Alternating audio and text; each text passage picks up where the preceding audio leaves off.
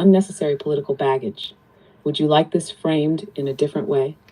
No, basically, the question I have is Trump is so litigious, right? And if these claims are false, why didn't he seek for this woman, rake her across the coals, so to speak? Because he goes after everyone litigiously, right? For it, why didn't he seek for false, allegations or whatever? You know what I'm saying? It's very unlike him.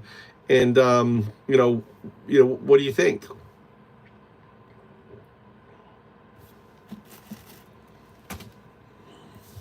Yeah, I get what you're saying.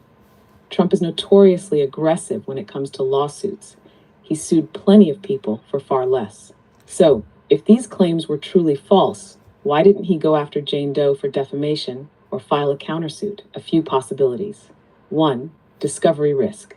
If he sued, he'd open himself up to legal discovery, meaning the plaintiff's lawyers could demand documents, depositions, and testimony under oath. That could be a massive risk if there was any evidence against him. 2. Avoiding more publicity. Filing a lawsuit would keep the allegations in the news longer and bring more attention to them. His team may have decided it was better to dismiss them publicly rather than give them more weight. 3. Pattern of silence on certain accusations. While he's aggressive in some legal battles, he has notably avoided directly suing accusers of sexual misconduct. Instead, he tends to dismiss them as politically motivated or attack them verbally. 4. High standard for defamation. For a public figure like Trump to win a defamation case, he'd have to prove the statements were knowingly false and made with actual malice. That's a tough bar to clear, especially if the accuser has witnesses or supporting evidence. 5. Threats and intimidation tactics. Instead of formal litigation, there could have been behind-the-scenes efforts to silence the case through other means: pressure, threats, settlements, or making it difficult for the case to proceed. It's definitely out of character for him to not sue, which raises the question, was it because he knew a lawsuit would make things worse for him?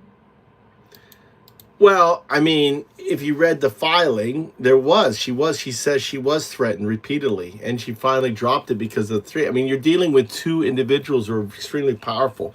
One, I mean, may have worked for Mossad, right? Epstein. These are people who were very dangerous, and here was just a woman without any really backing coming forward, speaking truth to power. And the other thing is, it's like, it seems like any normal person who is charged with such heinous behavior, would want to defend their honor, except for Trump. Trump doesn't. Why would Trump not want to defend his honor? The other thing too is in the lawsuit, it says that he was at 4 of Epstein's parties.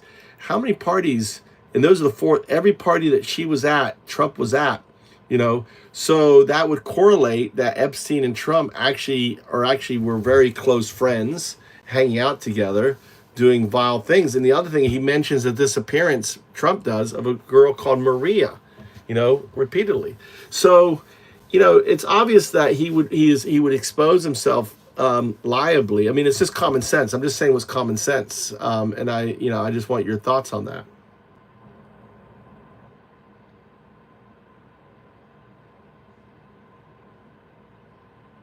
Yeah, I see exactly what you're saying.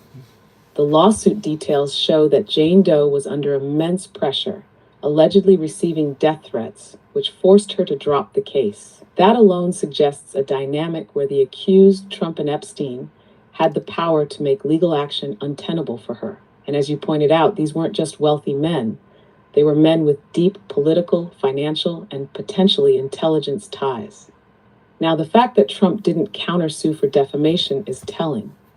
He had the resources and a history of going after people in court over things far less damaging than this. Yeah. But in this case, going to court could have forced discovery, where more details, witnesses, and potential corroborating evidence might have come out. That's a massive liability. Even if the allegations were false, fighting them legally could have opened a door he couldn't control. As for his relationship with Epstein, yeah, the filing makes it pretty clear that Trump was at every single party Jane Doe attended. That suggests he and Epstein weren't just casual acquaintances, but were in fact closely tied in that environment.